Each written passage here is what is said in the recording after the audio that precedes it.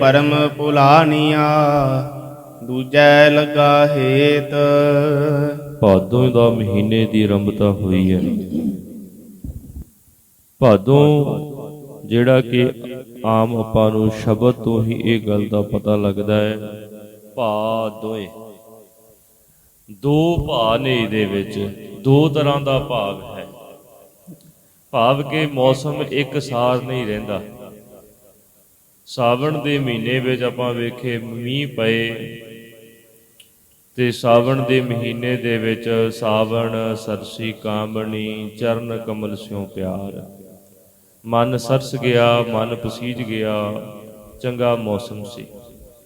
ਲਗਾਤਾਰ ਮੀਂਹ ਪੈਣ ਤੋਂ ਬਾਅਦ ਹੁਣ ਜਿਹੜਾ ਮੌਸਮ ਦੇ ਵਿੱਚ ਕੁਝ ਬਦਲਾਅ ਆਇਆ।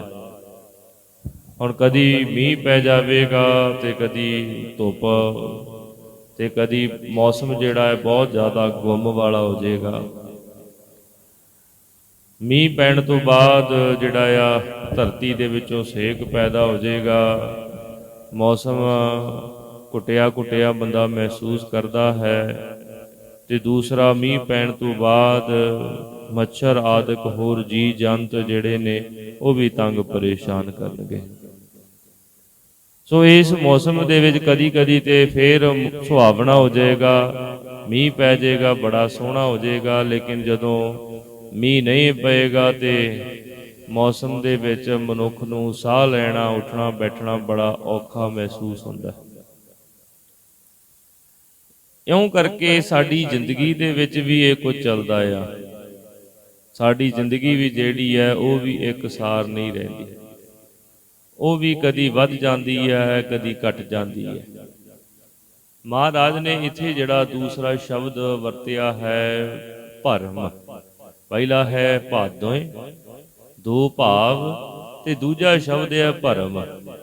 ਭਾਵ ਸਾਡੀ ਜ਼ਿੰਦਗੀ ਦੇ ਵਿੱਚ ਦੂਜਾ ਜਿਹੜਾ ਵੱਡਾ ਹਿੱਸਾ ਹੈ ਉਹ ਭਰਮ ਦੇ ਵਿੱਚ ਹੈ।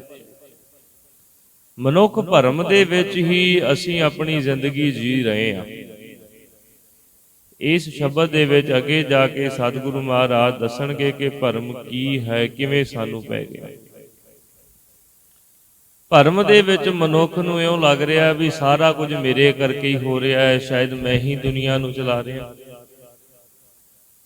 ਇਹ ਬੜਾ ਵੱਡਾ ਭੁਲੇਖਾ ਆ। ਸਾਨੂੰ ਇਉਂ ਲੱਗਦਾ ਹੈ ਕਿ ਸ਼ਾਇਦ ਮੇਰੇ ਕਰਕੇ ਹੀ ਚੱਲ ਰਿਹਾ ਸਾਰਾ ਕੁਝ, ਪਰਿਵਾਰ ਮੇਰੇ ਕਰਕੇ ਹੈ। ਕਿਸੇ ਨੂੰ ਉਹ ਭੁਲੇਖਾ ਵੀ ਪਿੰਡ ਮੇਰੇ ਕਰਕੇ ਚੱਲਦਾ ਹੈ। ਕਿਸੇ ਨੂੰ ਹੋਰ ਵੱਡਾ ਭੁਲੇਖਾ ਵੀ ਸ਼ਾਇਦ ਸ਼ਹਿਰ ਮੇਰੇ ਕਰਕੇ ਚੱਲ ਰਿਹਾ, ਤੇ ਕੋਈ ਇਹ ਸਮਝ ਰਿਹਾ ਹੈ ਦੇਸ਼ ਮੇਰੇ ਕਰਕੇ ਚੱਲਦਾ ਹੈ। ਪਰ ਅਸਲ ਦੇ ਵਿੱਚ ਜਦੋਂ ਦੀ ਦੁਨੀਆ ਬਣੀ ਹੈ ਸਾਰਾ ਕੁਝ ਐਵੇਂ ਹੀ ਵਾਪਰ ਰਿਹਾ ਤੇ ਇਉਂ ਹੀ ਚੱਲੀ ਜਾਂਦਾ ਆ। ਸਾਡੇ ਆਉਣ ਤੋਂ ਪਹਿਲਾਂ ਵੀ ਕਾਰਜ ਚੱਲ ਰਹੇ ਸੀ, ਹੋ ਰਹੇ ਸੀ, ਸਾਡੇ ਹੁੰਦੇ ਵੀ ਹੋ ਰਹੇ, ਜਦੋਂ ਅਸੀਂ ਚਲੇ ਜਾਵਾਂਗੇ ਉਦੋਂ ਵੀ ਹੋ ਜਾਣਗੇ। ਕੋਈ ਕਾਰਜ ਰੁਕਦਾ ਨਹੀਂ ਹੈ। ਸਾਰੇ ਆਪੋ ਆਪਣੇ ਢੰਗ ਦੇ ਨਾਲ, ਆਪਣੀ ਗਤੀ ਦੇ ਨਾਲ, ਆਪਣੀ ਸਮਾਂ ਸੀਮਾ ਦੇ ਹਿਸਾਬ ਨਾਲ ਪੈਦਾ ਹੁੰਦੇ, ਖਤਮ ਹੁੰਦੇ ਚਲੇ ਜਾਂਦੇ। ਤੇ ਕਾਰਜ ਜਿਹੜੇ ਨੇ ਦੁਨੀਆ ਦੀ ਇਹ ਜਿਹੜੀ ਲੜੀ ਹੈ ਉਸੇ ਢੰਗ ਦੇ ਨਾਲ ਚੱਲੀ ਜਾਂਦੀ ਹੈ। ਬਸ ਇੰਨਾ ਕੁ ਭੁਲੇਖਾ ਲਾ ਲਓ ਜਿਵੇਂ ਇੱਕ ਔਰਤ ਨੇ ਪਿੰਡ ਦੇ ਵਿੱਚ ਮੁਰਗੇ ਰੱਖੇ ਤੇ ਸਾਰਿਆਂ ਨਾਲ ਲੜੀ ਜਾਇਆ ਕਰੇ। ਉਹ ਪਿੰਡ ਵਾਲਿਆਂ ਨੇ ਮਾਈ ਨੂੰ ਬੇਨਤੀ ਕੀਤੀ, ਮਾਈ ਤੈਨੂੰ ਵਧੀਆ ਕੁਟੀਆਂ ਬਣਾ ਕੇ ਬਾਹਰ ਪਾ ਦਿੰਦੇ, ਤੂੰ ਬਾਹਰ ਹੀ ਚਲੀ ਜਾ। ਤੇ ਮਾਈ ਕਹਿੰਦੀ ਜੇ ਮੈਂ ਚਲੀ ਗਈ ਤੇ ਮੇਰੇ ਕੁੱਕੜ ਬਾਂਗ ਦਿੰਦੇ ਤਾਂ ਸੂਰਜ ਚੜ੍ਹਦਾ ਆ, ਤੁਹਾਡੇ ਪਿੰਡ 'ਚ ਸੂਰਜ ਨਹੀਂ ਚੜ੍ਹਨਾ। ਉਹ ਕਹਿੰਦੇ ਚਲੋ ਕੋਈ ਨਹੀਂ, ਸਿਆਣੇ ਨੂੰ ਪਤਾ ਸੀ ਵੀ ਇਹਨੂੰ ਭੁਲੇਖਾ ਪਿਆ, ਭਰਮ ਪਿਆ ਆ। ਕਹਿੰਦੇ ਮਾਈ ਕੋਈ ਨਹੀਂ, ਅਸੀਂ ਵੇਖ ਲਾਂਗੇ, ਤੂੰ ਆਪਦਾ ਕੰਮ ਕਰ। ਉਹਨੂੰ ਵਧੀਆ ਘਰ ਪਾ ਕਰਕੇ ਦੇਤਾ। ਸਾਰੀ ਰਾਤ ਜਾਗਦੀ ਰਹੀ ਕੁੱਕੜਾਂ ਦੇ ਸਹਾਣੇ ਤੇ ਉਹਨਾਂ ਨੂੰ ਰੋਕਦੀ ਰਹੀ, ਤੁਸੀਂ ਵਾਂਗ ਨਹੀਂ ਦੇਣੀ। ਇਉਂ ਕੀਤਾ ਤੇ ਕਹਿੰਦੀ ਉਹ ਵੇਖੀ ਜਾਵੇ ਨਾਲੇ ਪਿੰਡ ਦੇ ਵੱਲ, ਵੀ ਦੇਖਿਓ ਪਿੰਡ ਵਿੱਚ ਸੂਰਜ ਹੀ ਨਹੀਂ ਚੜ੍ਹਨਾ ਅੱਜ। ਤੇ ਭੁਲੇਖਾ ਲੱਗਿਆ ਰਿਹਾ। ਸਵੇਰ ਹੋ ਗਈ, ਸੂਰਜ ਚੜ੍ਹ ਗਿਆ। ਉਹਦਾ ਕੁੱਕੜ ਉਹਦੇ ਕੋਲ ਬੈਠਾ ਰਿਹਾ ਤੇ ਪਿੰਡ ਵਿੱਚ ਸੂਰਜ ਚੜ੍ਹ ਗਿਆ। ਤੇ ਬੜੇ ਲਾਂਭੇ ਦੇਵੇ ਰੱਬ ਨੂੰ ਵੀ ਇਹ ਕੀ ਭਾਣਾ ਵਾਪਰਿਆ ਵੀ ਮੇਰਾ ਜਿਹੜਾ ਕੁੱਕੜ ਸੀ ਉਹਨੇ ਬਾਂਗ ਵੀ ਨਹੀਂ ਜੇ ਦਿੱਤੀ ਤੇ ਲੇਕਿਨ ਇੱਥੇ ਸੂਰਜ ਚੜ੍ਹ ਗਿਆ। ਇੰਨਾ ਕੁ ਬਸ ਸਾਨੂੰ ਭੁਲੇਖਾ ਲੱਗਿਆ ਵੀ ਸ਼ਾਇਦ ਮੇਰੇ ਕਰਕੇ ਸਾਰਾ ਕੁਝ ਹੋ ਰਿਹਾ ਹੈ, ਸੂਰਜ ਮੇਰੇ ਕਰਕੇ ਚੜ੍ਹ ਰਿਹਾ। ਪਰ ਇਹ ਮਹਾਰਾਜ ਦੇ ਭਾਣੇ ਦੇ ਵਿੱਚ, ਉਹਦੇ ਹੁਕਮ ਦੇ ਵਿੱਚ ਸਾਰਾ ਕੁਝ ਵਰਤ ਰਿਹਾ ਆ। ਕਿਸੇ ਦੇ ਆਉਣ ਜਾਣ ਦੇ ਨਾਲ ਕੁਝ ਰੁਕਦਾ ਨਹੀਂ ਤੇ ਕੁਝ ਚੱਲਦਾ ਨਹੀਂ ਹੈ। ਇਹ ਦਰਿਆਵਾਂ ਦੇ ਵਹਿਣ ਨੇ ਤੇ ਐਵੇਂ ਹੀ ਵਗਦੇ ਰਹਿਣੇ ਹਨ। ਸਤਿਗੁਰੂ ਮਹਾਰਾਜ ਨੇ ਗੁਰਬਾਣੀ ਵਿੱਚ ਇੱਕ ਹੋਰ ਉਦਾਹਰਣ ਦਿੱਤੀ ਹੈ ਕਿ ਨਰਪਤ ਏਕ ਸਿੰਘਾਸਨ ਸੋਇਆ ਸੁਪਨੇ ਭਇਆ ਭਿਖਾਰੀ, ਅਛਤ ਰਾਜ ਵਿਛੜਤ ਦੁਖ ਪਾਇਆ ਇਹ ਗਤ ਭਈ ਹਮਾਰੀ। ਇੱਕ ਰਾਜਾ ਆਪਣੇ ਰਾਜ ਸਿੰਘਾਸਣ ਦੇ ਉੱਤੇ ਬੈਠਾ ਹੈ ਤੇ ਸਿੰਘਾਸਣ ਦੇ ਉੱਤੇ ਬੈਠੇ ਉਹਦੀ ਝਪਕੀ ਆ ਗਈ, ਅੱਖ ਲੱਗ ਗਈ, ਨੀਂਦ ਆ ਗਈ, ਸੁਪਨਾ ਆ ਗਿਆ ਨੀਂਦ ਦੇ ਵਿੱਚ ਕਿ ਕੀ ਵੇਖਦਾ ਆ, ਤੇ ਉਹ ਇੱਕ ਪਾਸੇ ਤੇ ਸਿੰਘਾਸਣ ਦੇ ਉੱਤੇ ਸੁੱਤਾ ਪਿਆ ਤੇ ਦੂਜੇ ਪਾਸੇ ਸੁਪਨੇ ਦੇ ਵਿੱਚ ਉਹ ਭਿਖਾਰੀ ਬਣ ਗਿਆ। ਬੜੀ ਗਰੀਬੀ ਹੈ, ਕੁਝ ਖਾਣ ਪੀਣ ਦੇ ਲਈ ਨਹੀਂ ਹੈ, ਕੰਮਕਾਰ ਵੀ ਕੁਝ ਨਹੀਂ ਮਿਲ ਰਿਹਾ ਤੇ ਰਾਹ ਦੇ ਵਿੱਚ ਖੜਾ ਭੀਖ ਮੰਗ ਰਿਹਾ ਹੈ ਤੇ ਉਹਨੂੰ ਕੋਈ ਭੀਖ ਵੀ ਨਹੀਂ ਦੇ ਰਿਹਾ। ਬਹੁਤ ਪਰੇਸ਼ਾਨ, ਬੜਾ ਦੁਖੀ ਹੈ ਵੀ ਇਹ ਮੇਰੇ ਨਾਲ ਕੀ ਵਰਤ ਗਿਆ, ਵੀ ਇੰਨੀ ਗਰੀਬੀ, ਅੱਤ ਦੀ ਗਰੀਬੀ ਆ ਗਈ ਹੈ। ਇੱਕਦਮ ਅੱਖ ਖੁੱਲੀ ਤੇ ਕੀ ਵੇਖਦਾ, ਮੈਂ ਤੇ ਰਾਜਾ, ਮੇਰੇ ਕੋਲ ਫੌਜ, ਮੇਰੇ ਕੋਲ ਪ੍ਰਜਾ, ਮੇਰੇ ਕੋਲ ਪੈਸਾ, ਦਰਬ, ਧਨ, ਮਾਇਆ, ਖਜ਼ਾਨੇ ਹਨ, ਮੇਰਾ ਹੁਕਮ ਚੱਲਦਾ ਆ, ਮੈਂ ਕਿਸੇ ਨੂੰ ਜਿਹੜਾ ਆ ਸਜ਼ਾ ਦੇ ਸਕਦਾ ਮੌਤ ਦੀ, ਮੈਂ ਕਿਸੇ ਨੂੰ ਜ਼ਿੰਦਗੀ ਦੇ ਸਕਦਾ ਆ, ਮੇਰੇ ਕੋਲ ਤੇ ਐਡੀ ਪਾਵਰ ਆ। ਤੇ ਭੁਲੇਖਾ ਵੇਖੋ ਇਉਂ ਪੈਂਦਾ ਆ, ਜਿੰਨਾ ਚਿਰ ਤੱਕ ਸਾਡੇ ਸਾਹ ਚੱਲ ਰਹੇ ਨੇ ਤੇ ਸਾਨੂੰ ਇਉਂ ਹੀ ਲੱਗੀ ਜਾਣਾ ਆ ਵੀ ਸ਼ਾਇਦ ਮੇਰੇ ਕਰਕੇ ਦੁਨੀਆ ਚੱਲ ਰਹੀ ਹੈ, ਮੇਰਾ ਪਰਿਵਾਰ ਮੇਰੇ ਕਰਕੇ ਚੱਲ ਰਿਹਾ, ਪਰ ਸਾਡੇ ਚਲੇ ਜਾਣ ਤੋਂ ਬਾਅਦ ਵੀ ਉਹ ਸਾਰੇ ਕੰਮ ਉਵੇਂ ਹੀ ਚੱਲਣੇ ਨੇ। ਇਹ ਭਰਮ ਅਤੇ ਭੁਲੇਖਾ ਜਿਹੜਾ ਆ, ਮਹਾਰਾਜ ਕਹਿੰਦੇ ਭਾਦੋਂ ਦੇ ਮਹੀਨੇ ਦੇ ਵਿੱਚ ਸਾਨੂੰ ਪਿਆ ਹੋਇਆ, ਸਾਡੀ ਜ਼ਿੰਦਗੀ ਭਾਦੋਂ ਹੀ ਬਣੀ ਹੋਈ ਹੈ। ਇਹ 'ਚ ਦੋ ਭਾਵ ਚੱਲਦੇ ਨੇ। ਜਦੋਂ ਗੁਰੂ ਦੇ ਕੋਲ ਬਹਿ ਜਾਂਦੇ ਆ, ਬਾਣੀ ਸੁਣਦੇ, ਕਥਾ ਕੀਰਤਨ ਸੁਣਦੇ ਆ ਤੇ ਮਨ ਨੂੰ ਲੱਗਦਾ ਵੀ ਨਹੀਂ, ਮਨਾ ਠੀਕ ਆ, ਗੁਰੂ ਕੋਲ ਹੀ ਬੈਠਣਾ ਚਾਹੀਦਾ, ਬਾਣੀ ਪੜ੍ਹਨੀ ਸੁਣਨੀ ਚਾਹੀਦੀ ਹੈ। ਇਹ ਗੱਲ ਪਤਾ ਲੱਗ ਗਈ, ਝੂਠੀ ਦੇਖੀ ਪ੍ਰੀਤ ਜਗਤ ਮੈਂ, ਝੂਠੀ ਦੇਖੀ ਪ੍ਰੀਤ, ਝੂਠੀ ਦੇਖੀ, ਝੂਠੀ ਦੇਖੀ ਪ੍ਰੀਤ। ਇਹ ਪਤਾ ਲੱਗਿਆ ਵੀ ਸੰਸਾਰ ਦੀਆਂ ਪ੍ਰੀਤਾਂ ਤੇ ਝੂਠੀਆਂ ਨੇ।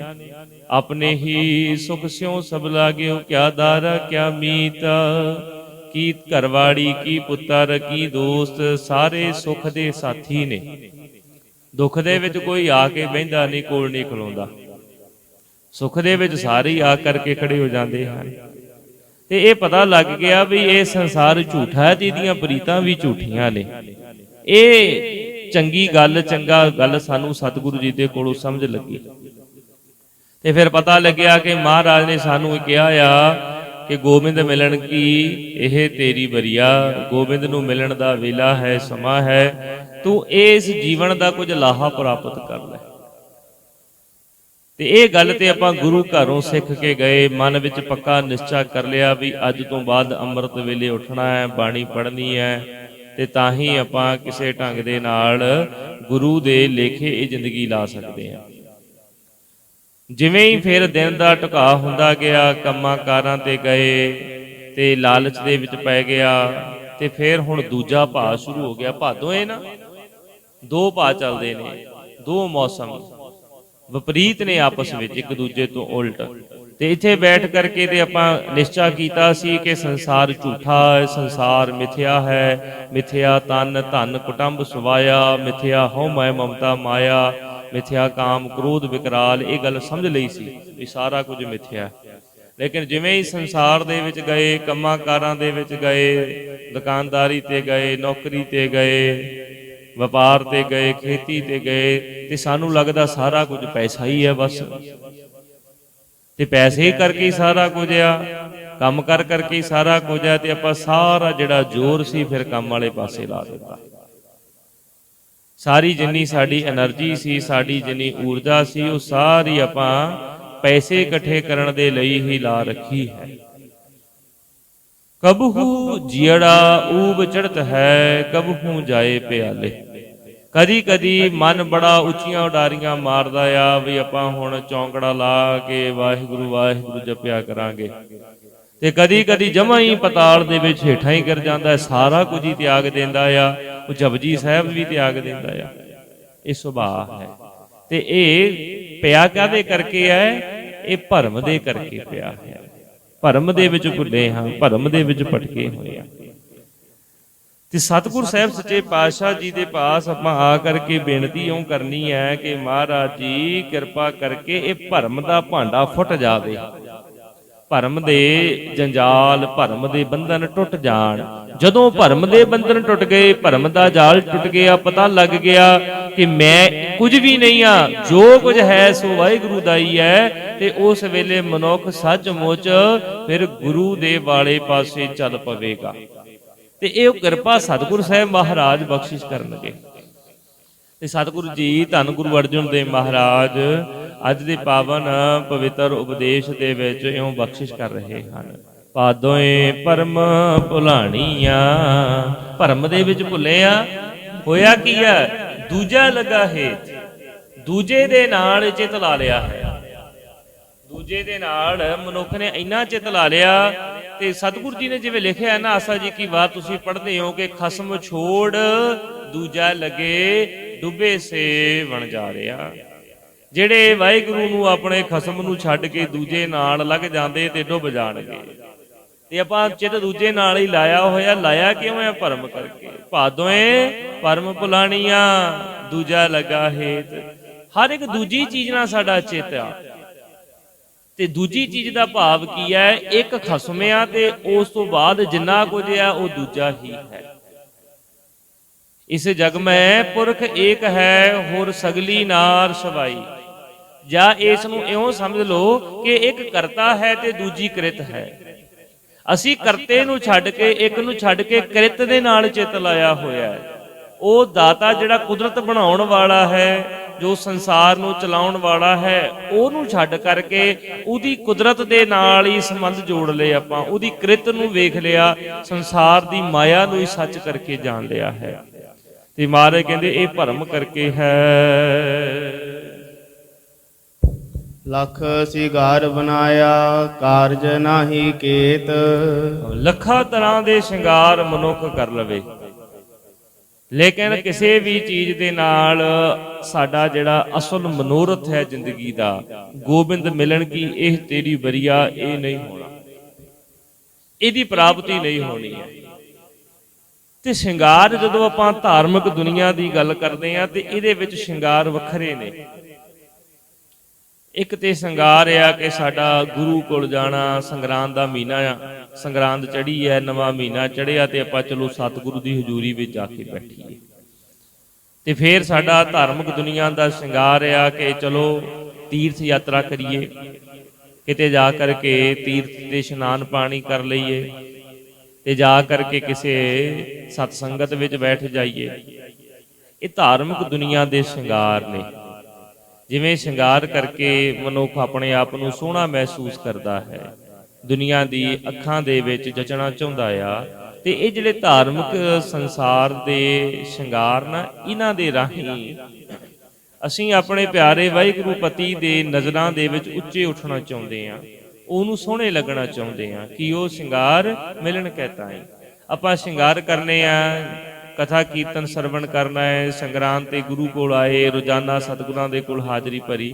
ਮੈਂ ਫੇਰ ਬੇਨਤੀ ਕਰ ਰਿਹਾ, ਸਾਡਾ ਸੁਭਾਅ ਆ ਬਹੁਤਾ ਕਿ ਆਪਾਂ ਸੰਗਰਾਂਦ ਨੂੰ ਹੀ ਗੁਰੂ ਘਰ ਜਾਣਾ, ਪਰ ਅਸਲ ਵਿੱਚ ਗੁਰਸਿੱਖੀ ਤੇ ਇਉਂ ਹੈ ਕਿ ਇੱਕ ਘੜੀ ਨਾ ਮਿਲਤੇ ਤਾਂ ਕਲਯੁਗ ਹੋਤਾ, ਹੁਣ ਕਦ ਮਿਲੀ ਹੈ ਪ੍ਰਤੁਤ ਭਗਵੰਤਾ।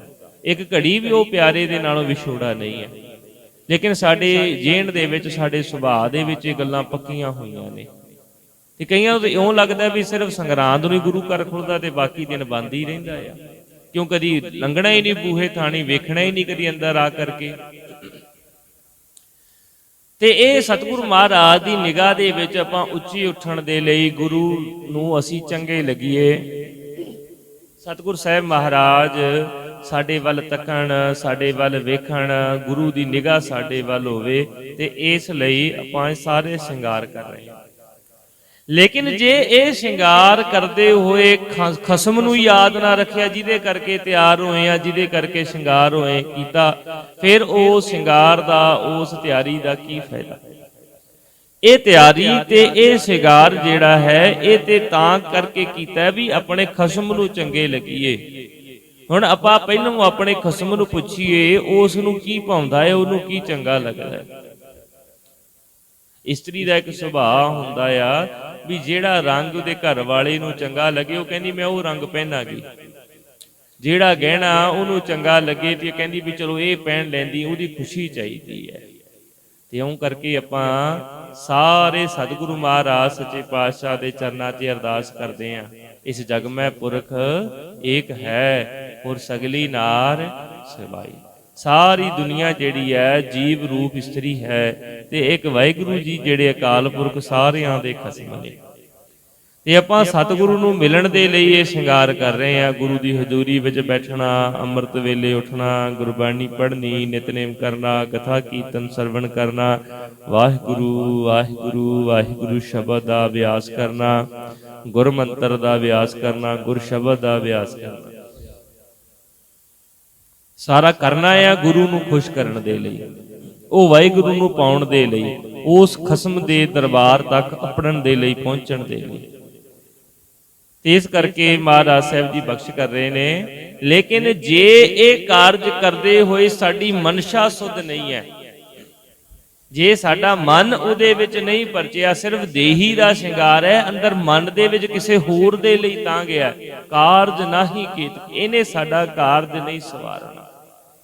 ਦੂਜੇ ਨਾਲ ਭਾ ਲਾ ਕੇ, ਦੂਜੇ ਨਾਲ ਚਿੱਤ ਲਾ ਕੇ ਖਸਮ ਨੂੰ ਵਿਖਾਣ ਵਾਲਾ ਉਹ ਸਿਰਫ ਵਿਖਾਵਾ ਰਹਿ ਜਾਏਗਾ, ਉਹ ਅਡੰਬਰ ਰਹਿ ਜਾਏਗਾ, ਉਹ ਝੂਠ ਰਹਿ ਜਾਏਗਾ, ਉਹ ਜੀਵਨ ਦਾ ਅਡੋਲ ਅਸਲ ਸਚਾਈ ਸਾਹਮਣੇ ਨਹੀਂ ਆਵੇਗੀ। ਸਤਿਗੁਰੂ ਮਹਾਰਾਜ ਬਖਸ਼ ਕਰ ਰਹੇ ਨੇ।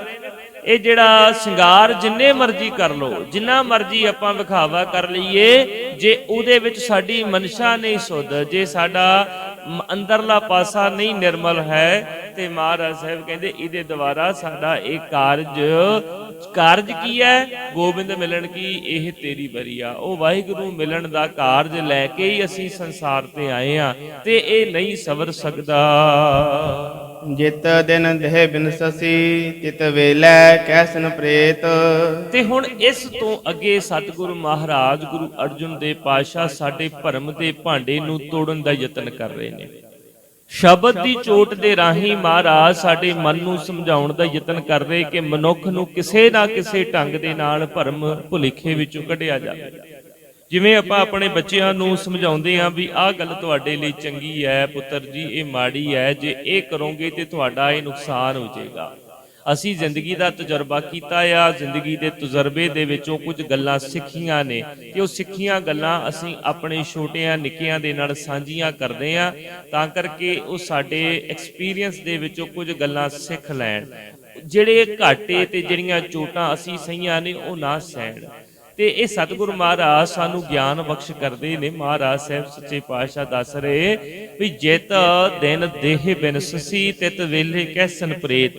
ਜਿੰਨਾ ਮਰਜੀ ਤੂੰ ਆਪਣੇ ਧੀਆਂ ਪੁੱਤਰਾਂ ਦੇ ਲਈ, ਪਤੀ ਦੇ ਪਤਨੀ ਦੇ ਲਈ ਜਿੰਨਾ ਮਰਜੀ ਕੁਝ ਕਰ ਲੈ, ਲੇਕਿਨ ਜਿਸ ਦਿਨ ਤੇਰੇ ਸਰੀਰ ਦੇ ਵਿੱਚੋਂ ਪ੍ਰਾਣ ਪੰਖੇਰੂ ਉੜ ਜਾਣੇ ਹਨ ਨਾ, ਤੇ ਉਸ ਦਿਨ ਤੈਨੂੰ ਸਾਰਿਆਂ ਨੇ ਪ੍ਰੇਤ ਹੀ ਪ੍ਰੇਤ ਕਹਿਣਾ ਆ। ਤੇਰਾ ਜਿਹੜਾ ਅਸਲ ਨਾਮ ਆ ਉਹ ਕਿਸੇ ਨੇ ਨਹੀਂ ਲੈਣਾ। ਜਿਸ ਦਿਨ ਮਨੁੱਖ ਚੜ੍ਹਾਈ ਕਰ ਗਿਆ ਤੇ ਫੋਨ ਕਰਕੇ ਆਪਾਂ ਪੁੱਛਦੇ ਕੀ ਆ ਵੀ ਬੋਡੀ ਕਿੱਥੇ ਹੈ। ਜਿਹੜਾ ਚੜ੍ਹਾਈ ਕੀਤਾ ਹੈ ਨਾ, ਮੰਨ ਲਓ ਗੁਰਚਰਨ ਸਿੰਘ ਚੜ੍ਹਾਈ ਕਰ ਗਿਆ ਤੇ ਫੋਨ ਕਰਕੇ ਜਦੋਂ ਪਤਾ ਲੱਗਿਆ ਵੀ ਗੁਰਚਰਨ ਸਿੰਘ ਚੜ੍ਹਾਈ ਕਰ ਗਿਆ, ਪਤਾ ਕਰਨਾ, ਤੇ ਆਪਾਂ ਇਹ ਥੋੜਾ ਪੁੱਛਣਾ ਵੀ ਗੁਰਚਰਨ ਸਿੰਘ ਕਿੱਥੇ ਆ, ਵੀ ਘਰ ਲਿਆਂਦਾ ਜਾਂ ਹਸਪਤਾਲ ਵਿੱਚ ਹੀ ਹੈ। ਆਪਾਂ ਨੇ ਪੁੱਛਣਾ ਇਹ ਫੋਨ ਕਰਕੇ ਵੀ ਬੋਡੀ ਕਿੱਥੇ ਹੈ, ਘਰ ਲਿਆਂਦੀ ਜਾਂ ਹਸਪਤਾਲ 'ਚ ਹੀ ਪਈ ਹੈ। ਮਹਾਰਾਜ ਕਹਿੰਦੇ ਸਮਝ ਲੈ ਇਹ ਗੱਲ ਨੂੰ। ਜਿਤ ਦਿਨ ਦੇਹ ਬਿਨਸਸੀ, ਤਿਤ ਵੇਲੇ ਕਹਿਸਨ ਪ੍ਰੇਤ। ਕਰ ਕੀ ਨਾਰ ਬਹੁਤ ਹਿਤ ਜਾਸਿਓ, ਸਦਾ ਰਹਿਤ ਸੰਗ ਲਾਗੀ। ਜਬ ਹੀ ਹੰਸ ਤਜੀ ਇਹ ਕਾਇਆ, ਪ੍ਰੇਤ ਪ੍ਰੇਤ ਕਰ ਭਾਗੀ। ਜਿਹੜੀ ਘਰ ਵਾਲੀ ਨਾਲ ਬੰਦਾ ਮਹਾਰਾਜ ਕਹਿੰਦੇ ਸਭ ਤੋਂ ਵੱਧ ਸਨੇਹ ਕਰਦਾ, ਪ੍ਰੇਮ ਕਰੀ ਜਾਂਦਾ ਹੈ। ਜਿਸ ਦਿਨ ਮਨੁੱਖ ਚੜ੍ਹਾਈ ਕਰ ਗਿਆ, ਚਾਲਾ ਮਰ ਗਿਆ ਨਾ, ਤੇ ਉਹ ਘਰਵਾਲੀ ਨੇ ਵੀ ਕਹਿਣਾ ਆ ਵੀ ਮੈਨੂੰ ਉਹਦੇ ਤੋਂ ਨਾਮ ਤੋਂ ਵੀ ਡਰ ਆਉਂਦਾ ਆ, ਮੈਨੂੰ ਉਹਦੇ ਬਾਰੇ ਯਾਦ ਕਰਕੇ ਵੀ ਭੈ ਆਉਂਦਾ, ਡਰ ਆਉਂਦਾ ਆ। ਤੇ ਕਈ ਵਾਰ ਤੇ ਇਹ ਹਾਲਾਤ ਬਣ ਜਾਂਦੇ ਆ ਕਿ ਲੋਕੀ ਜਿਹੜੇ ਕਿਸੇ ਕੋਲ ਤਾਂਤਰਿਕ ਕੋਲ ਜਾਂ ਕਿਸੇ ਹੋਰ ਸਿਆਣੇ ਕੋਲ ਜਾ ਕਰਕੇ ਕਹਿੰਦੇ ਵੀ ਸਾਨੂੰ ਉਹਦੇ ਨਾਮ ਤੋਂ ਡਰ ਆਉਂਦਾ, ਭੈ ਆਉਂਦਾ ਹੈ। ਵੇਖੋ, ਜਿਹਦੇ ਨਾਲ ਪ੍ਰੇਮ ਸੀ, ਜਿਹਦੇ ਨਾਲ ਸਨੇਹ ਸੀ, ਮਹਾਰਾਜ ਕਹਿੰਦੇ ਸਦਾ ਰਹਿਤ ਸੰਗ ਲਾਗੀ। ਜਿਹਦੇ ਨਾਲ ਹਰ ਵੇਲੇ ਹੀ ਪ੍ਰੇਮ ਸਨੇਹ ਕਰਕੇ ਜਿਹਦੇ ਨਾਲ ਰਹਿਣਾ ਚਾਹੁੰਦੀ ਸੀ, ਜਿਹਦੇ ਨਾਲ ਸਨੇਹ ਕਰਕੇ ਹਰ ਵੇਲੇ ਰਹਿਣਾ ਚਾਹੁੰਦੀ ਸੀ, ਮਹਾਰਾਜ ਕਹਿੰਦੇ ਉਹਦੇ ਕੋਲੋਂ ਹੀ ਹੁਣ ਡਰ ਲੱਗਣ ਲੱਗ ਪਿਆ। ਤੇ ਉਸ ਨੂੰ ਕਹਿ ਰਹੀ ਹੈ ਪ੍ਰੇਤ ਪ੍ਰੇਤ ਕਰ ਭਾਗੀ। ਪ੍ਰੇਤ ਪ੍ਰੇਤ ਕਹਿ ਕੇ ਉਹਦੇ ਕੋਲੋਂ ਭੱਜ ਰਹੀ ਹੈ।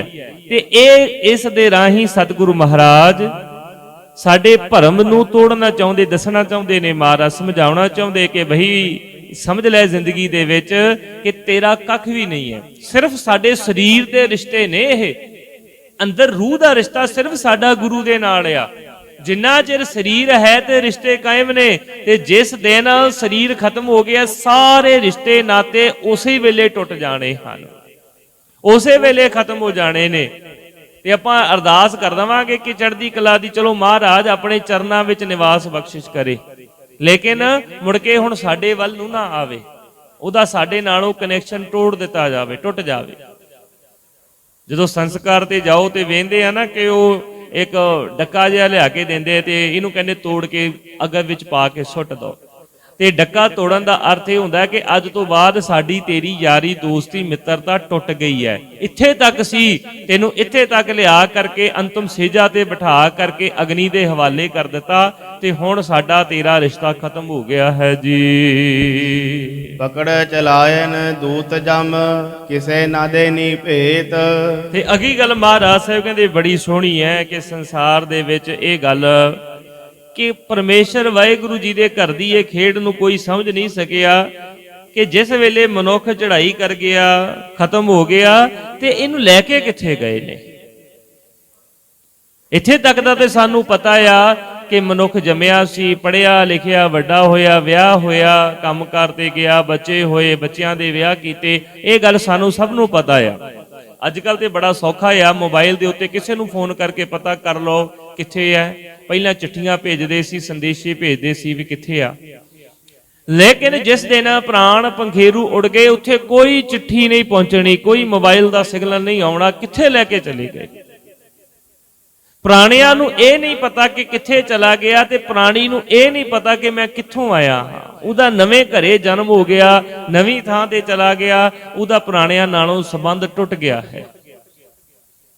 ਕਿਸੇ ਨਾ ਦੇਣੀ ਭੇਤ, ਕਿਸੇ ਨੂੰ ਭੇਤ ਨਹੀਂ, ਕਿਸੇ ਨੂੰ ਪਤਾ ਨਹੀਂ ਉਹ ਕਿਹੜੀ ਥਾਂ ਤੇ ਗਿਆ, ਕਿਵੇਂ ਹੈ, ਉਹਦੇ ਕਰਮਾਂ ਦਾ ਹਿਸਾਬ ਨਿਬੇੜਾ ਹੋਇਆ ਨਹੀਂ ਹੋਇਆ, ਨਰਕਾਂ ਵਿੱਚ ਗਿਆ, ਸਵਰਗਾਂ ਵਿੱਚ ਗਿਆ, ਪ੍ਰੇਤ ਬਣ ਕੇ ਭਟਕ ਰਿਹਾ ਹੈ, ਕਿਸੇ ਜੂਨੀ ਵਿੱਚ ਭਟਕ ਰਿਹਾ ਹੈ, ਕਿਸੇ ਸੱਪ ਕੁੱਤੇ ਬਿੱਲੇ ਦੀ ਵਿੱਚ ਜੂਨ ਵਿੱਚ ਚਲਾ ਗਿਆ, ਕਿੱਥੇ ਗਿਆ, ਕਿਸੇ ਨਾ ਦੇਣੀ ਭੇਤ। ਕਿਸੇ ਨੂੰ ਇਸ ਗੱਲ ਦਾ ਜਿਹੜਾ ਹੈ ਉਹ ਭੇਤ ਨਹੀਂ ਹੈ ਜੀ। ਛੱਡ ਖੜੋਤੇ ਖਿਨੈ ਮਾਹੇ ਜਿਨ ਸਿਓ ਲੱਗਾ ਹੇਤ।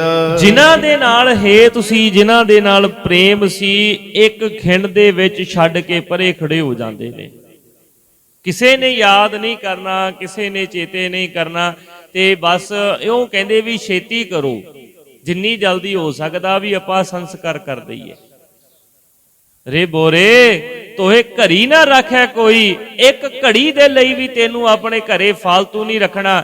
ਜਿਹਦੇ ਘਰ ਦੇ ਬਾਹਰ ਤੇਰੀ ਨੰਬਰ ਪਲੇਟ ਲੱਗੀ, ਤੇਰਾ ਨਾਮ ਲੱਗਿਆ ਸੀ, ਜਿਹੜੇ ਘਰ ਦੇ ਬਾਅਦ ਆਪਣੇ ਨਾਮ ਦਾ ਲਿਖਿਆ ਸੀ ਮਕਾਨ ਦਾ ਮਾਲਕ ਆ ਮੈਂ, ਉਹ ਮਾਲਕ ਨੂੰ ਇੱਕ ਘੜੀ ਵੀ ਮੁੜ ਕੇ ਰਹਿਣ ਦਾ ਹੁਕਮ ਨਹੀਂ ਹੈ। ਜੇ ਰਾਤ ਰੱਖਣਾ ਤੇ ਕਹਿੰਦੇ ਕੋਈ ਨਾ ਹਸਪਤਾਲ ਜਾ ਕੇ ਰੱਖਿਆ, ਉਹ ਹੁਣ ਇਹ ਘਰ ਵਿੱਚ ਕਾਹਦੇ ਲਈ ਰੱਖਣਾ ਆ। ਇਹ ਘੜੀ ਵੀ ਘਰ ਦੇ ਵਿੱਚ ਰੱਖਿਆ ਨਹੀਂ ਜਾਂਦਾ ਫਾਲਤੂ। ਜਿਹੜੇ ਘਰ ਨੂੰ ਬਣਾਇਆ, ਸ਼ਿੰਗਾਰਿਆ, ਜਿਹਦੇ ਰੀਝ ਲਾ ਕਰਕੇ ਤਿਆਰ ਕੀਤਾ ਸੀ, ਬੜਾ ਕੀਤਾ, ਜ਼ੋਰ ਲਾਇਆ, ਲੋਨ ਵੀ ਲਿੱਤੇ, ਠੱਗੀਆਂ ਵੀ ਕੀਤੀਆਂ, ਕਿਸੇ ਨਾਲ ਚੋਰੀ ਵੀ ਕੀਤੀ, ਤੇ ਆਪਣੇ ਘਰ ਨੂੰ ਬੜਾ ਸ਼ਿੰਗਾਰ ਕੇ ਬਣਾ ਲਿਆ। ਤੇ ਪਿਆਰਿਆ, ਉਹ ਘਰ ਦੇ ਵਿੱਚ ਵੀ ਸਾਨੂੰ ਰਹਿਣ ਦਾ ਹੁਕਮ ਨਹੀਂ ਰਹਿਣਾ। ਇਹ ਭੁਲੇਖਾ ਮਹਾਰਾਜ ਸਾਡਾ ਭਰਮ ਤੋੜਨਾ ਚਾਹੁੰਦੇ ਕਿ ਮੇਰਾ ਹੈ। ਮਹਾਰਾਜ ਕਹਿੰਦੇ ਤੇਰਾ ਕੁਝ ਵੀ ਨਹੀਂ ਹੈ। ਜਿੰਨਾ ਚਿਰ ਸਵਾਸਾਂ ਦੀ ਡੋਰ ਚੱਲ ਰਹੀ ਹੈ ਤੇ ਉਨਾ ਚਿਰ ਹੀ ਸਾਰਾ ਸੰਬੰਧ ਹੈ, ਤੇ ਜਿਸ ਦਿਨ ਸਵਾਸਾਂ ਦੀ ਡੋਰ ਟੁੱਟ ਗਈ ਤੇ ਸਾਰੇ ਸੰਬੰਧ ਜਿਹੜੇ ਨੇ ਟੁੱਟ ਜਾਣਗੇ।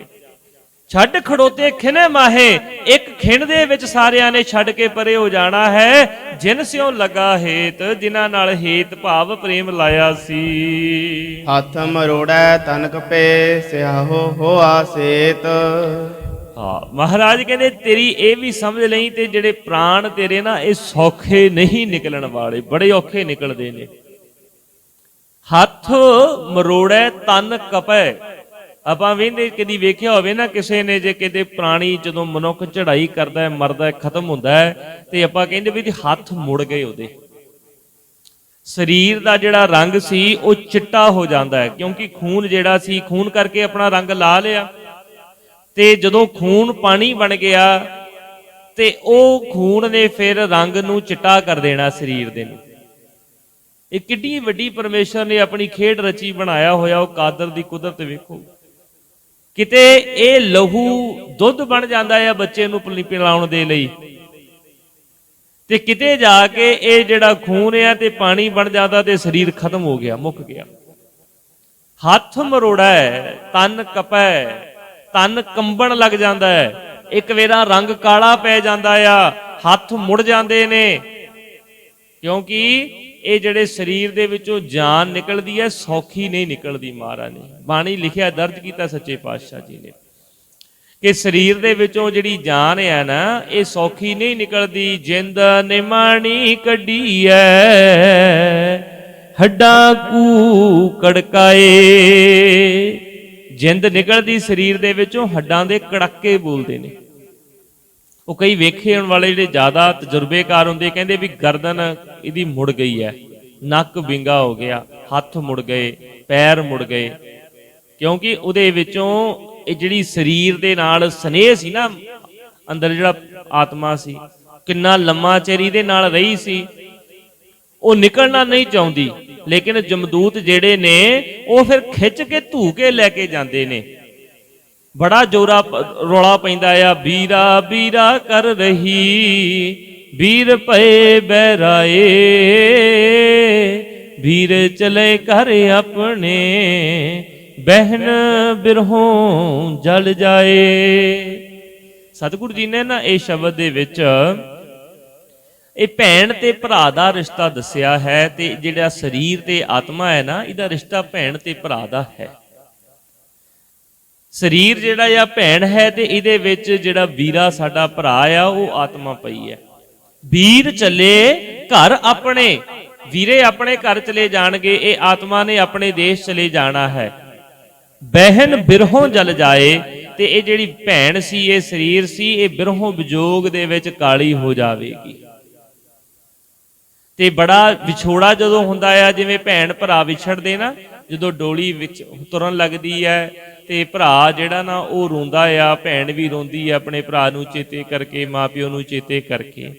ਤੇ ਇਉਂ ਹੀ ਹੁਣ ਸਾਡਾ ਸਰੀਰ ਤੇ ਆਤਮਾ ਦਾ ਆਪਸ ਵਿੱਚ ਬੜਾ ਤਕੜਾ ਕਨੈਕਸ਼ਨ, ਸੰਬੰਧ ਜਿਹੜਾ ਆ ਉਹ ਲੰਮਾ ਚਿਰ ਰਿਹਾ ਆ। ਇਸ ਕਰਕੇ ਇਹ ਸਰੀਰ ਨੂੰ ਛੱਡ ਕੇ ਜਾਣਾ ਨਹੀਂ ਚਾਹੁੰਦਾ।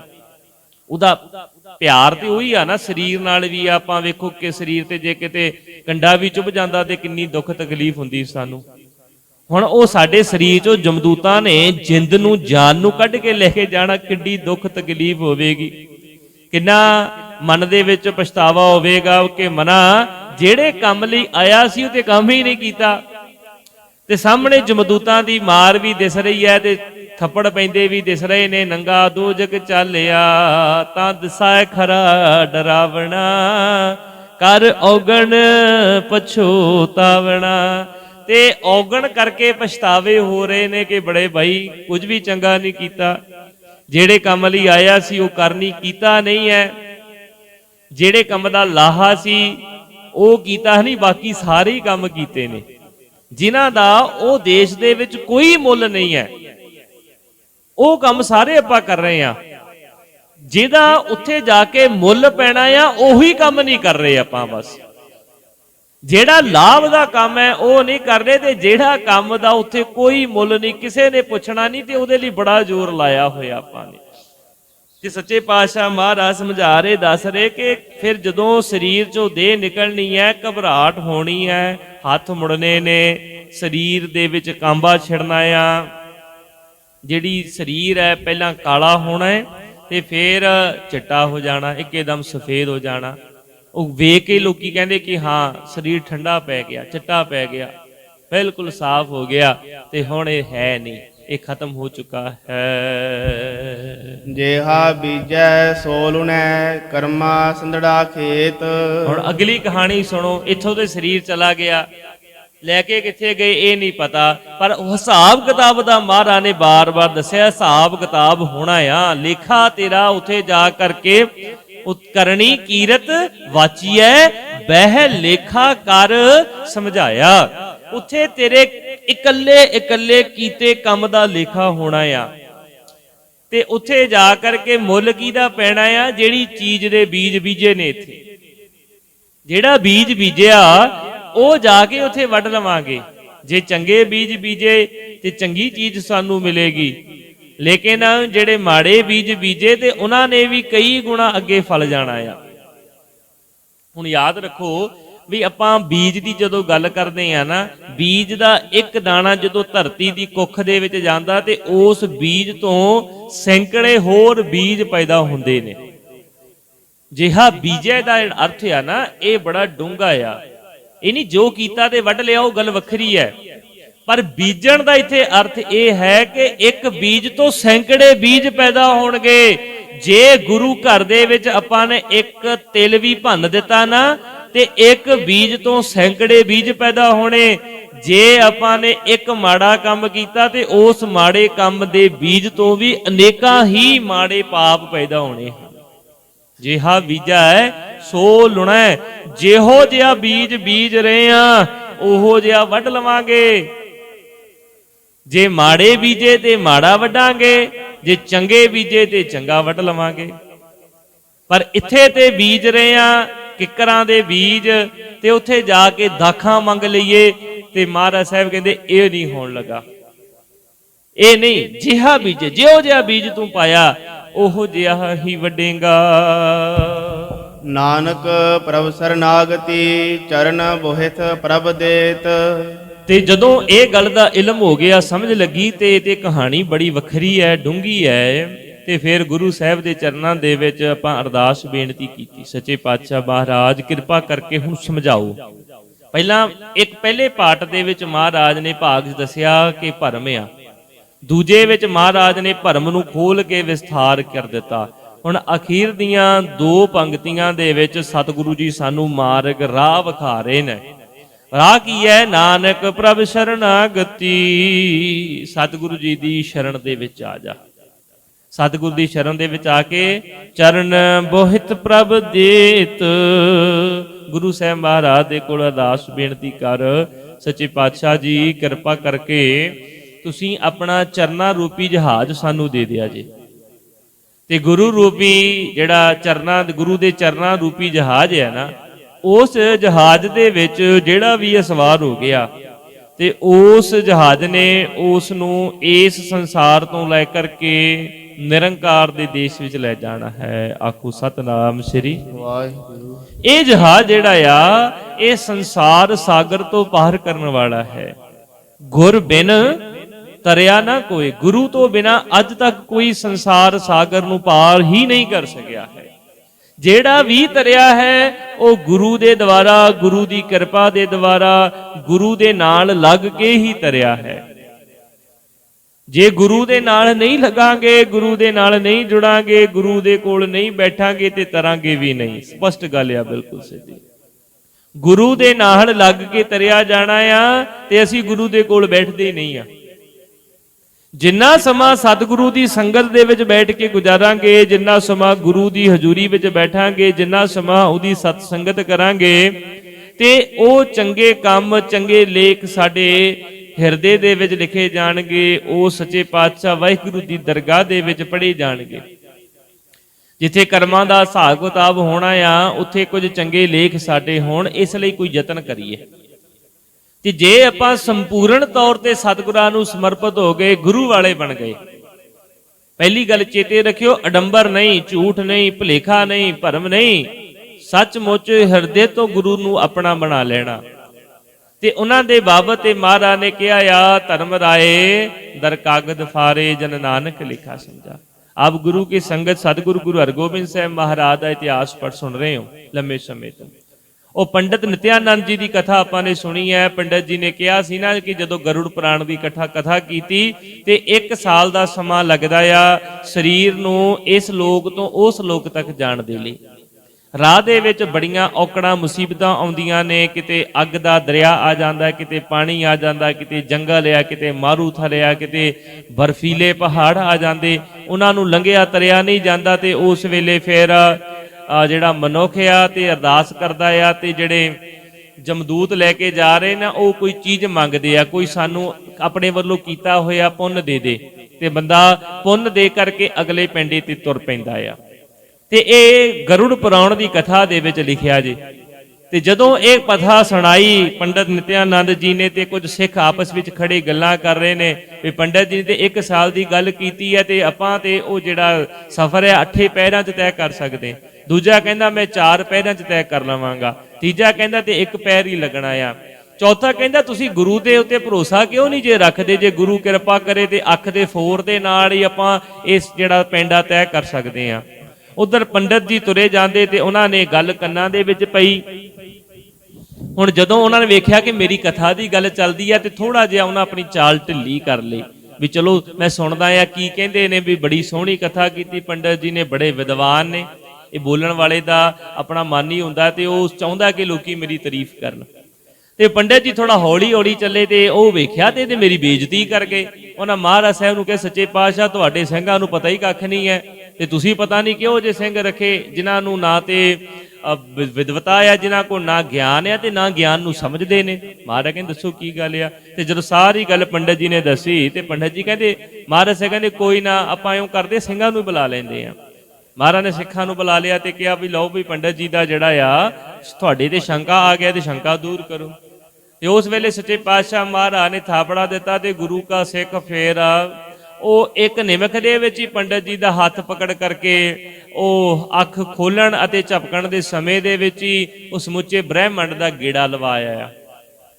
ਤੇ ਜਦੋਂ ਅੱਖ ਬੰਦ ਕੀਤੀ ਤੇ ਪਰਲੇ ਪਾਸੇ ਬੈਠਾ ਆ ਜਿੱਥੇ ਹਿਸਾਬ ਕਿਤਾਬ ਚੱਲ ਰਹੇ, ਅੱਖ ਖੋਲੀ ਤੇ ਇੱਧਰ ਗੁਰੂ ਹਰਗੋਬਿੰਦ ਸਾਹਿਬ ਮਹਾਰਾਜ ਦਾ ਦਰਬਾਰ ਸਜਿਆ। ਤੇ ਉਸ ਦਿਨ ਤੋਂ ਪੰਡਤ ਨਿਤਿਆਨੰਦ ਨੇ ਹੱਥ ਜੋੜ ਦਿੱਤੇ, ਸੱਚੇ ਪਾਤਸ਼ਾਹ ਗੁਰ ਬਿਨ ਤਰਿਆ ਨਾ ਕੋਈ। ਮਹਾਰਾਜ ਕਹਿੰਦੇ ਪੰਡਤ ਜੀ ਤੁਹਾਡੀ ਗੱਲ ਬਿਲਕੁਲ ਜਾਇਜ਼ ਹੈ, ਸਹੀ ਹੈ, ਇਹ ਸੰਸਾਰ ਦਾ ਮਾਰਗ ਇਉਂ ਹੀ ਚੱਲਦਾ, ਪਰ ਇਹ ਭਗਤਾਂ ਦਾ ਮਾਰਗ ਨਹੀਂ ਹੈ। ਜਿਹੜੇ ਗੁਰੂ ਨੂੰ ਸਮਰਪਿਤ ਹੋ ਗਏ ਨੇ, ਜਿਨ੍ਹਾਂ ਨੇ ਰੋਮ ਰੋਮ ਦੇ ਵਿੱਚ ਸਤਿਗੁਰੂ ਦੇ ਬਾਣੀ ਨੂੰ ਸ਼ਬਦ ਨੂੰ ਵਸਾ ਲਿਆ ਹੈ, ਇਹ ਉਹਨਾਂ ਦਾ ਮਾਰਗ ਨਹੀਂ ਹੈ। ਇਹ ਸੰਸਾਰੀਆਂ ਦਾ ਮਾਰਗ ਹੋ ਸਕਦਾ ਹੈ ਲੇਕਿਨ ਇਹ ਭਗਤਾਂ ਦਾ ਮਾਰਗ ਨਹੀਂ ਹੈ। ਜਿਹੜੇ ਸਿੱਖੀ ਨੂੰ ਪ੍ਰਣਾਏ ਗਏ ਨੇ, ਜਿਨ੍ਹਾਂ ਨੇ ਪੰਜੇ ਕੱਕਿਆਂ ਦੀ ਰਹਿਤ ਬਹਿਤ ਧਾਰਨ ਕੀਤੀ ਹੈ, ਜਿਹੜੇ ਪੰਜਾਂ ਬਾਣੀਆਂ ਦੇ ਨਿਤਨੇਮੀ ਨੇ, ਅੰਮ੍ਰਿਤ ਵੇਲੇ ਦੇ ਪ੍ਰੇਮੀ ਨੇ, ਤੇ ਮਹਾਰਾਜ ਕਹਿੰਦੇ ਇਹ ਉਹਨਾਂ ਦਾ ਮਾਰਗ ਨਹੀਂ ਹੈ, ਇਹ ਸੰਸਾਰ ਦਾ ਮਾਰਗ ਹੈ। ਤੇ ਤੁਹਾਡੇ ਵੇਦ ਗ੍ਰੰਥ ਝੂਠ ਨਹੀਂ ਕਹਿ ਰਹੇ, ਸੰਸਾਰ ਇਸ ਮਾਰਗ ਤੋਂ ਹੀ ਜਾਏਗਾ। ਲੇਕਿਨ ਜਿਹੜੇ ਸਾਡੇ ਪਿਆਰੇ ਹਨ, ਨਾਨਕ ਪ੍ਰਭ ਸ਼ਰਨਾਗਤੀ ਚਰਨ ਬੋਹਿਤ ਪ੍ਰਭ ਦੇਤ, ਜਿਨ੍ਹਾਂ ਨੂੰ ਸਤਿਗੁਰੂ ਜੀ ਨੇ ਆਪਣੇ ਚਰਨਾਂ ਦਾ ਜਹਾਜ਼ ਦੇ ਦਿੱਤਾ ਤੇ ਉਹ ਸਹਿਜੇ ਹੀ ਇਸ ਸੰਸਾਰ ਸਾਗਰ ਤੋਂ ਪਾਰ ਹੋ ਜਾਣਗੇ। ਸੇ ਭਾਵ ਦੁਏ ਨਰਕ ਨਾ ਪਾਈ ਹੈ, ਗੁਰ ਰੱਖਣ ਵਾਲਾ ਹੇਤ। ਤੇ ਮਹਾਰਾਜ ਸਾਡੇ ਵਿੱਚ ਕੌਨਫੀਡੈਂਸ ਭਰਦੇ, ਵਿਸ਼ਵਾਸ ਭਰਦੇ, ਕਹਿੰਦੇ ਤੁਸੀਂ ਭਰੋਸਾ ਰੱਖੋ ਜੇ ਸਤਿਗੁਰੂ ਗੁਰੂ ਨਾਨਕ ਸਾਹਿਬ ਦੇ ਚਰਨਾਂ ਨਾਲ ਜੁੜੇ ਹੋ, ਗੁਰੂ ਕਲਗੀਧਰ ਪਾਤਸ਼ਾਹ ਮਹਾਰਾਜ ਦੀ ਸਿੱਖੀ ਧਾਰਨ ਕੀਤੀ ਹੈ, ਤੇ ਭਾਦੋਂ ਦੇ ਮਹੀਨੇ ਦੇ ਵਿੱਚ ਤੁਸੀਂ ਨਰਕ ਦੇ ਵਿੱਚ ਨਹੀਂ ਪਾਓਗੇ। ਭਾਦੋਂ ਦੇ ਮਹੀਨੇ ਦੇ ਵਿੱਚ ਕਿਸੇ ਤਰ੍ਹਾਂ ਦੀ ਤੁਹਾਨੂੰ ਕੋਈ ਦੁੱਖ ਤਕਲੀਫ ਨਹੀਂ ਹੋਵੇਗੀ। ਕਿਉਂ? ਗੁਰ ਰੱਖਣ ਵਾਲਾ ਹੇਤ। ਸਤਿਗੁਰੂ ਗੁਰੂ ਨਾਨਕ ਦੇਵ ਮਹਾਰਾਜ ਜੀ ਰੱਖਣ ਵਾਲੇ ਹਨ। ਗੁਰੂ ਨਾਨਕ ਦੇਵ ਪਾਤਸ਼ਾਹ ਮਹਾਰਾਜ ਆਪਣੇ ਪਿਆਰਿਆਂ ਦੇ ਉੱਤੇ ਦਇਆ ਕਰਨ ਵਾਲੇ ਨੇ। ਸਤਿਗੁਰੂ ਦਇਆ ਦੇ ਸਾਗਰ ਨੇ, ਤੇ ਜਿਹੜਾ ਗੁਰੂ ਸਾਹਿਬ ਜੀ ਦੇ ਚਰਨਾਂ ਦੇ ਨਾਲ ਜੁੜ ਗਿਆ ਤੇ ਉਹ ਸੰਸਾਰ ਸਾਗਰ ਤੋਂ ਪਾਰ ਹੋ ਜਾਵੇਗਾ। ਇੱਥੇ ਆ ਕਰਕੇ ਸਤਿਗੁਰੂ ਮਹਾਰਾਜ ਜੀਆਂ ਨੇ ਸਮਾਪਤੀ ਕੀਤੀ ਹੈ ਤੇ ਆਪਾਂ ਸਤਿਗੁਰੂ ਸਾਹਿਬ ਜੀ ਦੇ ਚਰਨਾਂ ਦੇ ਵਿੱਚ ਅਰਦਾਸ ਬੇਨਤੀ ਜੋਦਰੀ ਕਰੀਏ। ਗਰੀਬ ਨਿਵਾਜ ਪਾਤਸ਼ਾਹ ਕਿਰਪਾ ਕਰਕੇ ਆਪਣੇ ਚਰਨ ਰੂਪੀ ਜਹਾਜ਼ ਸਾਨੂੰ ਬਖਸ਼ ਦਿਆ ਜੇ। ਮਹਾਰਾਜ ਜੀ ਸਾਡੇ ਵਿੱਚ ਏਡੀ ਸਮਰੱਥਾ ਨਹੀਂ ਹੈ ਕਿ ਅਸੀਂ ਆਪ ਹੀ ਤੁਹਾਡੇ ਇਸ ਬੇੜੇ ਵਿੱਚ ਸਵਾਰ ਹੋ ਸਕੀਏ, ਤੇ ਜੇ ਤੁਸੀਂ ਕਿਰਪਾ ਕਰੋਗੇ, ਮਹਾਰਾਜ ਬਖਸ਼ ਕਰੋਗੇ, ਤੇ ਆਪ ਤੁਸੀਂ ਸਾਨੂੰ ਆਪਣੇ ਬੇੜੇ ਦੇ ਵਿੱਚ ਸਵਾਰ ਕਰਵਾ ਲਿਆ ਜੇ। ਸਾਡੇ ਵਿੱਚ ਸਮਰੱਥਾ ਨਹੀਂ ਹੈ ਇਤਨੀ। ਮਹਾਰਾਜ ਆਪ ਹੀ ਤੁਸੀਂ ਸਾਨੂੰ ਆਪਣੀ ਬਾਣੀ ਦਾ ਜਾਪ ਕਰਵਾ ਲਿਓ, ਆਪ ਹੀ ਤੁਸੀਂ ਆਪਣੇ ਚਰਨਾਂ ਦੇ ਨਾਲ ਸਾਨੂੰ ਜੁੜਨ ਦੀ ਬਲ, ਬੁੱਧ ਅਤੇ ਸਮਰੱਥਾ ਬਖਸ਼ਿਸ਼ ਕਰਿਓ। ਤੇ ਸਤਿਗੁਰੂ ਮਹਾਰਾਜ ਧੰਨ ਗੁਰੂ ਅਰਜਨ ਦੇਵ ਮਹਾਰਾਜ ਜੀ ਕਿਰਪਾ ਕਰਨ, ਸਤਿਗੁਰੂ ਸਾਹਿਬ ਜੀਆਂ ਦੇ ਪਾਵਨ ਪਵਿੱਤਰ ਆਪਾਂ ਚਰਨਾਂ ਦੇ ਨਾਲ ਜੁੜ ਸਕੀਏ। ਸਤਿਗੁਰੂ ਜੀ ਦੀ ਬਾਣੀ ਨੂੰ ਜਾਪ ਕਰੀਏ, ਸਤਿਗੁਰੂ ਜੀ ਦੇ ਮਹਾਰਾਜ ਦੇ ਨਿਤਨੇਮ ਗੁਰਬਾਣੀ ਕਥਾ ਨੇਮ ਅਤੇ ਪ੍ਰੇਮ ਦੇ ਨਾਲ ਸਰਵਣ ਕਰੀਏ ਜੀ। ਵੱਧ ਤੋਂ ਵੱਧ ਉਠਤ ਬੈਠਤ ਸੋਵਤ ਜਾਗਤ ਇਹ ਮਨ ਤੁਝੇ ਤੇ ਆਈ। ਮਹਾਰਾਜ ਸੱਚੇ ਪਾਤਸ਼ਾਹ ਜੀ ਦੇ ਨਾਮ ਨੂੰ ਜਪਦੇ ਰਹੀਏ। ਮਾਰਗ ਚਲਤ ਹਰੇ ਹਰ ਗਾਈਐ, ਉੱਠਦਿਆਂ ਬਹਿੰਦਿਆਂ ਚਲਦਿਆਂ ਫਿਰਦਿਆਂ ਆਪਾਂ ਵਾਹਿਗੁਰੂ ਵਾਹਿਗੁਰੂ ਵਾਹਿਗੁਰੂ ਦਾ ਜਾਪ ਕਰੀਏ। ਸੋ ਹੋਈਆਂ ਬੇਅੰਤ ਭੁੱਲਾਂ ਚੁੱਕਾਂ ਦੀ ਖਿਮਾ। ਆਓ ਆਖੀਰ ਦੀਆਂ ਪੰਕਤੀਆਂ ਪੜ੍ਹ ਕੇ ਸਮਾਪਤੀ ਕਰੀਏ ਜੀ। ਨਾਨਕ ਪ੍ਰਭ ਸ਼ਰਣਾਗਤੀ ਚਰਨ ਬੋਹਿਤ ਪ੍ਰਭ ਦੇਤ ਸੇ ਭਾਦੋਏ ਨਰਕ ਨਾ ਪਾਈਐ ਗੁਰ ਰਖਣ ਵਾਲਾ ਹੇਤ।